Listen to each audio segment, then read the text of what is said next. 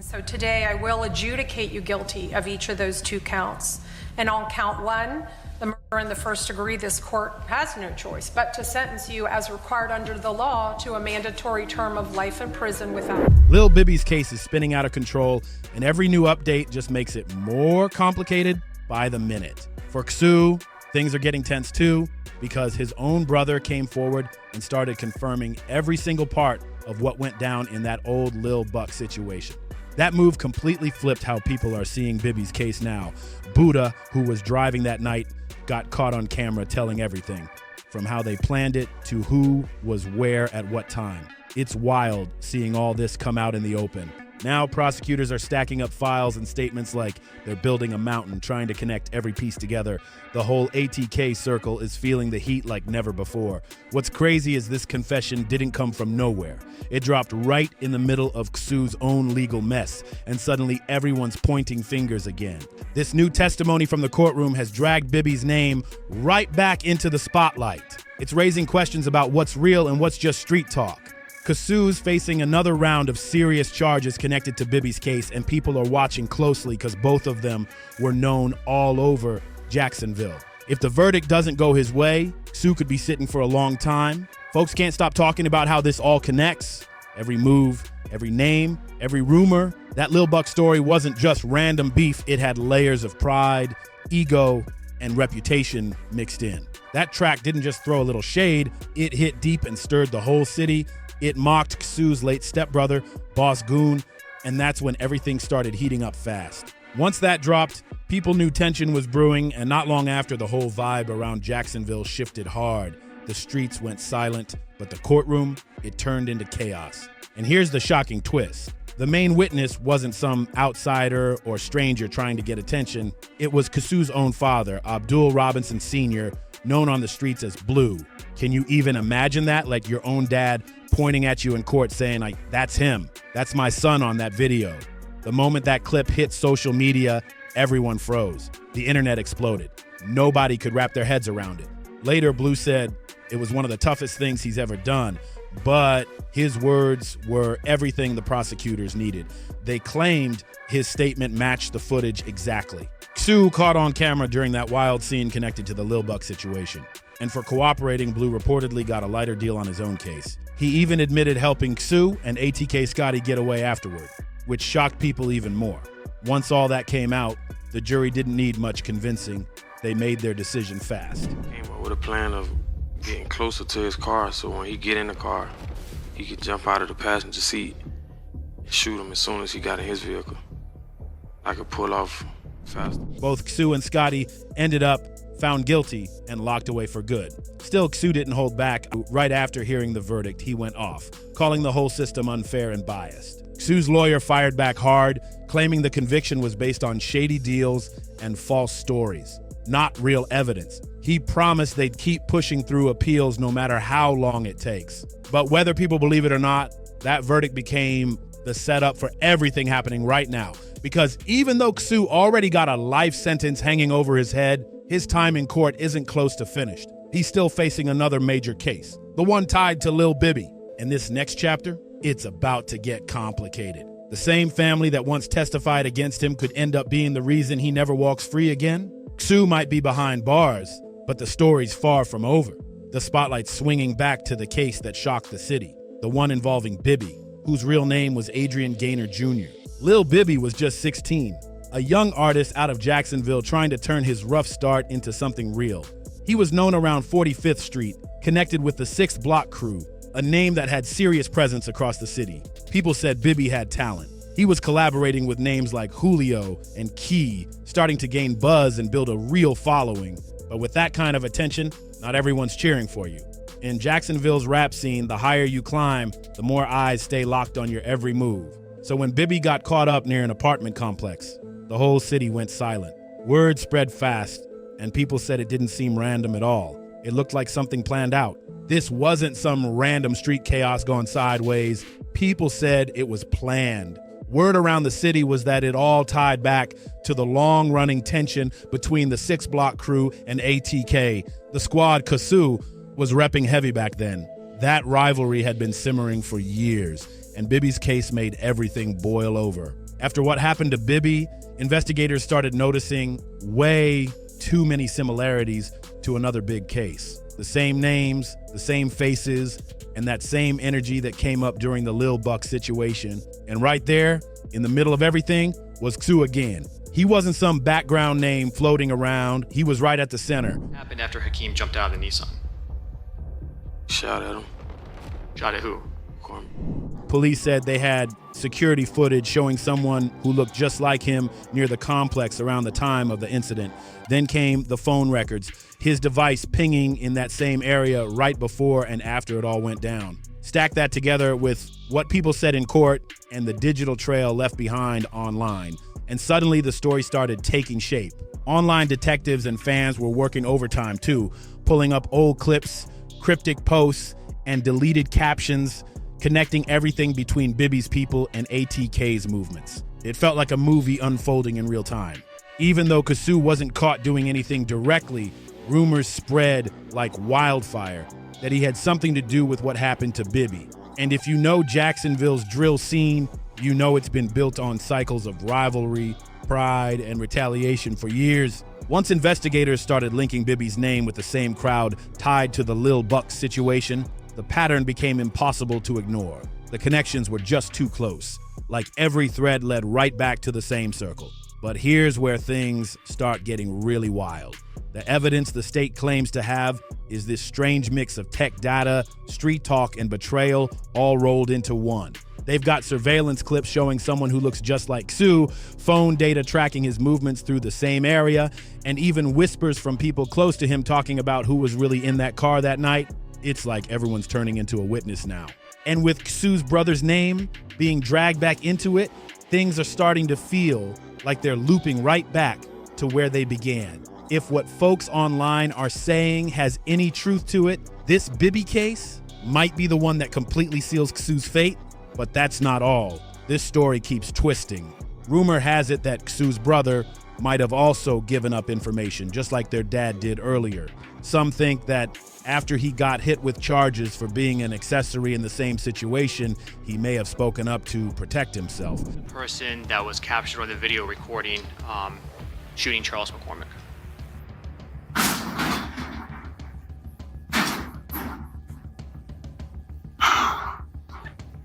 My son.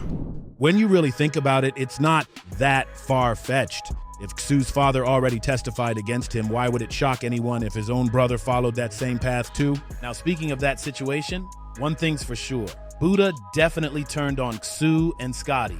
Dominique Barner, better known as Buddha, came through with everything. The car model, the timing, who was there, and what supposedly went down that night. He told investigators the vehicle was a stolen Nissan Altima and even broke down a full timeline like he was reading from a script. According to him, it was Ksoo, ATK Scotty, and himself inside the car. Then when it came time to explain what really happened, Buddha pointed the finger straight at Ksoo, saying he was the one who stepped out of the Altima and chased after Lil Buck. That statement alone had everyone stunned because it lined up with other pieces of the puzzle the prosecutors already had. Eyewitness accounts, digital data, and clips from nearby cameras all seemed to fit together perfectly. What makes this whole thing even crazier is that Buddha's version of events didn't appear out of nowhere. It backed up months of quiet buildup that had been happening behind closed doors. His confession gave the prosecutors exactly what they needed to push their case forward. Now here's the part everyone's talking about. Some people think Buddha only came clean after seeing Ksoo already locked in with a life sentence.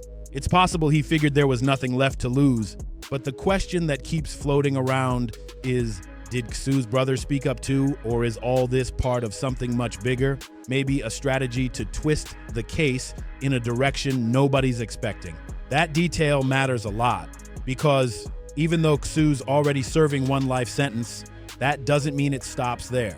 Florida law allows multiple life terms to stack up, one after another. So if prosecutors land another conviction tied to Bibby's case or any other violent charge, it could mean another lifetime behind bars. With Florida's 3 strikes rule in effect, things are getting serious. That law means if someone racks up multiple major offenses, they can end up with mandatory life without parole after the 3rd one. No second chances, no early release. Basically, the system makes sure that someone like Ksoo doesn't catch a break just because he's already sitting in a cell. It's designed to keep stacking the pressure higher and higher.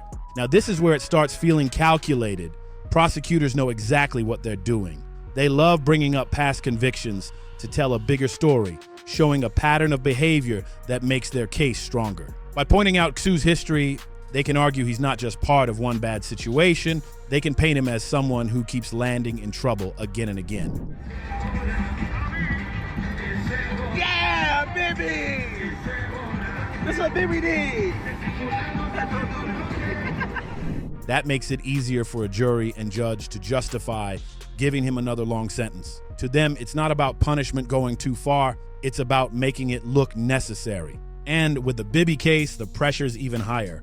Bibby was only 16, a young rapper with real potential, loved in his community, already building a name for himself. His passing hit Jacksonville hard, and the coverage surrounding it turned into a full-blown media storm. Prosecutors know the public's watching this one closely, and they can't afford to seem soft. Add in Buddha's detailed testimony about the car, the timing, and who did what, and suddenly the state's story sounds airtight. Every piece of evidence, every past conviction, and every witness statement is now stacking up to tell one story. A story that paints Ksoo as the main player behind all this chaos. And if that narrative sticks, this next trial could be the one that locks his fate completely. The stakes couldn't be higher right now. The prosecution's confidence is rising fast, and the world is watching to see if Ksoo can even make it through what's coming next. Meanwhile, the internet is on fire over the whole situation. Social media hasn't gone silent for a second. The debates are wild, and fans are split right down the middle. On one side, you've got supporters saying Ksoo's the real victim here. They're calling his father and brother's testimonies heartbreaking betrayals, saying he's being crushed by a system that's already against him. They argue he's a young artist who got trapped in circumstances way bigger than himself, just someone trying to survive the chaos around him. But flip to the other side, and the comments hit just as hard. Those people are saying he made his choices, now he's facing the consequences. They believe the evidence is clear and justice is finally catching up. To them, it's not about betrayal, it's about accountability. If you scroll through Reddit or dive into threads about Jacksonville's rap scene, the back and forth is nonstop. People aren't just talking about Ksoo, they're breaking down loyalty, fame, and how dangerous this scene can get when personal issues spill into music and reputation. And just when things couldn't get any more chaotic, old clips from ATK members have started popping back up online. Now, with all these old clips resurfacing, things are getting even more tangled. Some ATK members are quietly stepping back, keeping their distance from Ksoo, while others are openly calling out the toxic culture that's been surrounding the scene for years. Every single video or post adds another layer of drama, either casting doubt on Ksoo's innocence or showing just how fast these rivalries can spin out of control. But here's the thing, this isn't just random internet noise or fans chasing clout. We've seen this same story play out before. Loyalty runs deep in the streets until the courtroom lights turn on. Then suddenly the same crew that once stood shoulder to shoulder starts splitting apart under pressure. What happens online, all the debates, the accusations, the breakdowns, it's just the digital version of that same tension exploding for everyone to see. To really understand what's going on with Ksoo, you've got to zoom out and look at the bigger picture. The long-running conflict that's shaped Jacksonville's rap scene for over a decade. It's not just about beats and bars, it's about pride, history, and neighborhood identity. The feud between ATK and KTA has been fueling chaos for years, stretching all the way back to the late 2000s and still echoing today. What started as competition through music turned into something way more personal, where every diss track or social media jab carried real consequences. Each confrontation added another spark to a cycle that's been hard for the city to break free from. Lil Bibby's story hit especially hard, not just because of who he was or how young he was, but because it symbolized how deep this divide runs. ATK has always been tied with names like Yoongjin Ace, while KTA is linked with Julio. And that rivalry has turned neighborhood tension into a full-blown battlefield. Over the years, What started as competition turned into territory disputes, personal insults, and non-stop back and forths that spilled way beyond the music. From 6 Block to Arlington and across the east and west sides, the city's lines have blurred so much that it's hard to tell where rap beef ends and real-life conflict begins. Now here's why all of that matters for Ksoo's case. His story isn't just about one night or one event. It's a reflection of how street rap and real life fused together into something no one could control anymore. The same drama, threats, and rivalries that make the songs go viral are the same forces that pushed him into the courtroom today. It's like art and reality collided, and now the consequences are permanent. When you look at the bigger picture, Bibby's story stands out as both a tragedy and a warning. He became the symbol of how deep Jacksonville's rap culture got tied to real-life danger. His loss showed just how blurred the line has become between music and the streets, a line that keeps claiming more and more lives and careers. Now, word is that Ksoo might try to appeal both of his major cases at once, hoping to find some kind of legal opening or technical issue that could shift things. But the problem is, the testimony from his father and from Buddha is extremely detailed. The car, the timeline, the people involved, everything fits together too perfectly. That makes it almost impossible for any appeal to gain traction, and it doesn't end there. Insiders are whispering that other ATK members could be next in line for questioning. Prosecutors might start flipping anyone they can to tighten the case even more. When you start connecting all the dots across the bigger picture, things get even wilder. Some rumors say the Bibby case isn't just about justice, it's being used as a full-on blueprint to come after ATK as a whole. The prosecutors aren't focused on just one person anymore. They're slowly unraveling an entire web of connection. Every new piece of evidence, every statement, every witness, it all circles right back to Ksoo's name, tying him deeper into something much larger than anyone thought. What started as one headline-making trial could easily spiral into a series of courtroom showdowns, each one pulling in more people from the same circle. And that's where things start getting heavy, because if the feds decide to dig deeper, this might expose more than anyone's ready for. Some whispers even hint that investigators could find out who actually gave the green light in Bibby's case. The tension right now is unreal. Fans, insiders, and media are all glued to the situation, waiting to see who gets pulled in next and how far this thing reaches. The Bibby case isn't just being reopened, it's turning into a full-blown storm that could shake up everything tied to this feud. And trust me, once the dust settles, no one watching will be able to look away. Drop your thoughts in the comments, hit that like button, subscribe, and stay tuned to see what's really going down next in our hood.